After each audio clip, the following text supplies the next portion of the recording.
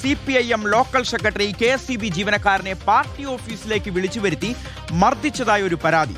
പണമിടപാടിൽ മധ്യസ്ഥത വഹിക്കാൻ പാർട്ടി ഓഫീസിലേക്ക് വിളിച്ചു വരുത്തിയ ശേഷമായിരുന്നു ഈ മർദ്ദനം.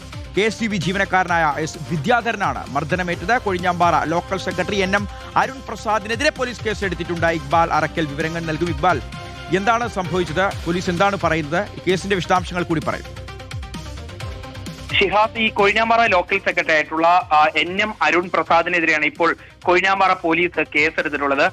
അത്തിക്കോട് നടുമ്പാളയം സ്വദേശിയായിട്ടുള്ള KSEB ജീവനക്കാരൻ S വിദ്യാധരനാണ് പരാതിക്കാരൻ. വിദ്യാധരൻ സമീപവാസിയിൽ നിന്നും മാസങ്ങൾക്ക് മുമ്പ് ചെറിയൊരു തുക കടം വാങ്ങിയിരുന്നു. ഈ പണം തിരികെ നൽകാതെ വന്നതോടുകൂടി പിന്നീട് ചെറിയ രീതിയിലുള്ള തർക്കങ്ങൾ നിലനിന്നിരുന്നു വിദ്യാധരനും ഈ അയൽവാസിയും തമ്മിൽ. ഈ തർക്കം പരിഹരിക്കാനെന്ന പേരിൽ CPMന്റെ ലോക്കൽ സെക്രട്ടറി ആയിട്ടുള്ള NM അരുൺ പ്രസാദിന്റെ നേതൃത്വത്തിൽ വിദ്യാധരനെ പാർട്ടി ഓഫീസിലേക്ക് വിളിച്ചു വരുത്തുകയും പിന്നീട് അസഭ്യം പറയുകയും പിന്നാലെ ക്രൂരമായി ആക്രമിച്ചു എന്നുള്ളതാണ് പരാതി.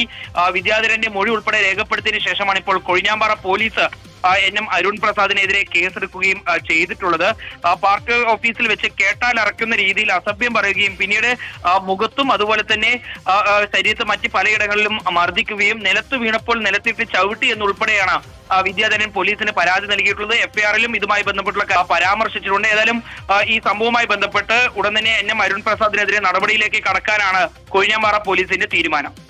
ശരി, ഇക്ബാൽ അറക്കലാണ് വിവരങ്ങൾ നൽകിയത്.